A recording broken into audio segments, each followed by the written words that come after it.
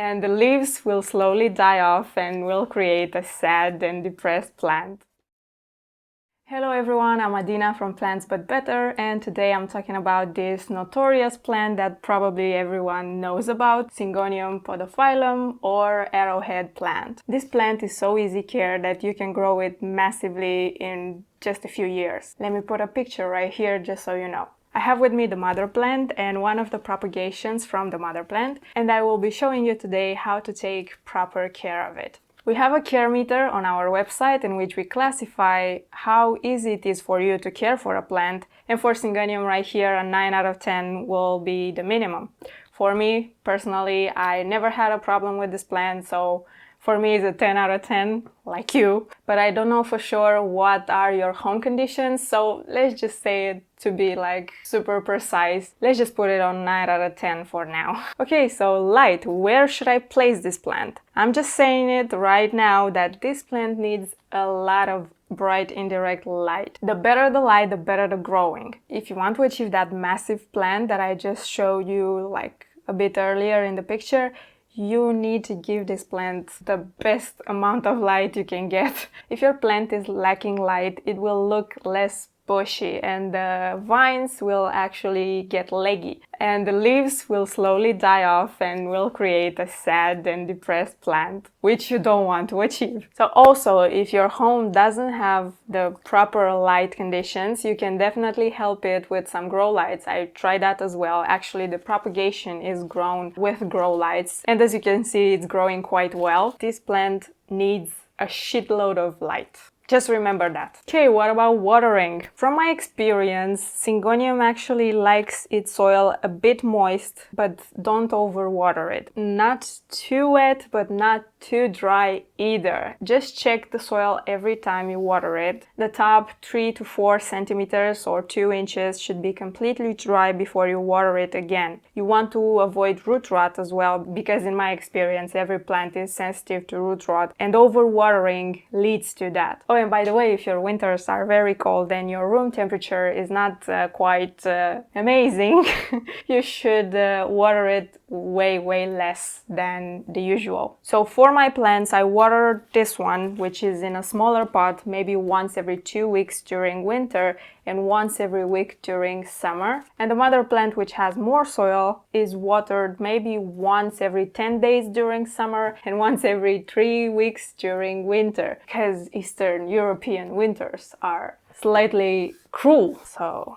that's why. And I've been talking about winter, and this leads me to temperature. Arrowhead plant is doing great in average temperatures, maybe something around 20 to 25 degrees Celsius, maybe more. But please don't let it drop below 15 degrees, because this is not gonna have a great impact on your plant, because colder temperatures actually accelerate root rot, and root rot is a bitch. Anyway, moving on to humidity. I've been growing Syngonium in my home in average humidity, maybe 50 to 60%. You can definitely go higher, but not lower, because drier air actually favors the appearance of spider mites. So if you had to choose a humidity for this Syngonium, please go at least 50%. What about fertilizer? How often should I feed my plant? The rule I'm actually going for is once a month during growing season, which is usually the warmer periods of time. In the winter, I usually stop fertilizing, but if your plant is still growing, you can still feed it, but a bit less often and with a more diluted solution. I use an NPK ratio of 10-10-10 or 20-20-20 because I like to stay consistent and I like to give them all the nutrients in balance. But I find that this plant is not pretentious at all, and you can use almost any fertilizer you have in your home, so that's good news. Be careful not to over-fertilize, because over-fertilizing may lead to crispy leaves. I don't have an example for you to show you right now, but you have to trust me. Let's go to substrate. I don't know how much you can see it. I will definitely show you a close-up that the substrate for this plant is made out of coco coir, perlite, and some regular potting soil, all in equal quantities. The best thing that you can do for your Syngonium is to create a very light mix that will help the water drain fast. And you want to help those roots actually breathe as well.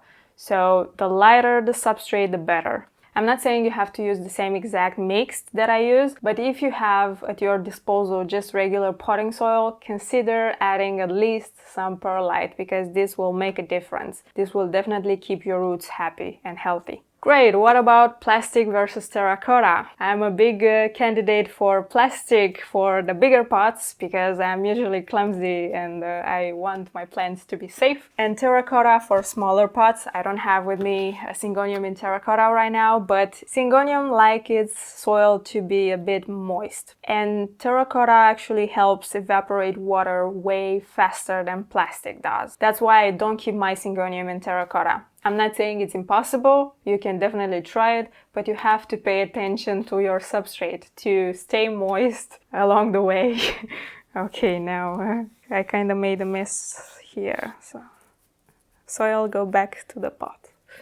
Anyway, terracotta is not one of my best choices for Syngonium, but prove me wrong in the comments. Maybe send me a picture on Instagram with a great Syngonium that is growing amazing in terracotta, and I will definitely repost it. Okay, now you know the substrate, you know the type of pot you may choose for your Syngonium. What about the repotting, when it's time to repot your Syngonium? And from my experience, I can tell that you need to repot it only when it's necessary. So if you see roots coming out of the pot, well, I actually have a tiny root right here. It's not good enough to repot. If you see massive roots coming out of the pot, then it's time for you to repot your plant. Another sign to repot is when your plant is actually showing yellow leaves and you see it overwhelmed. Then it's best to check the soil, and in case it has root rot, you need to do a downgrade, and in case your roots are conquering the soil, then it's time to move to a slightly bigger pot. So don't go from this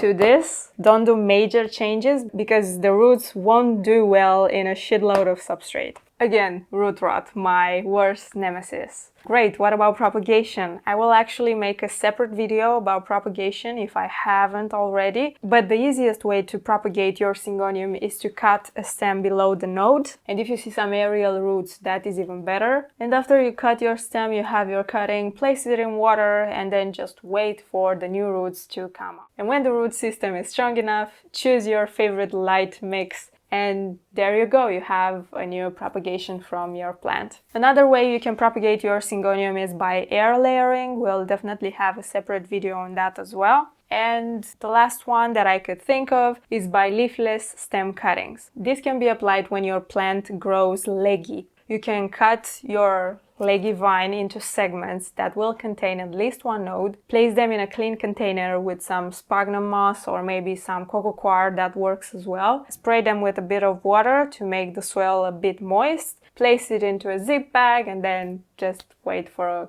couple of weeks and again, you have new plants. So that's another way, and I will be sharing more of that in another video.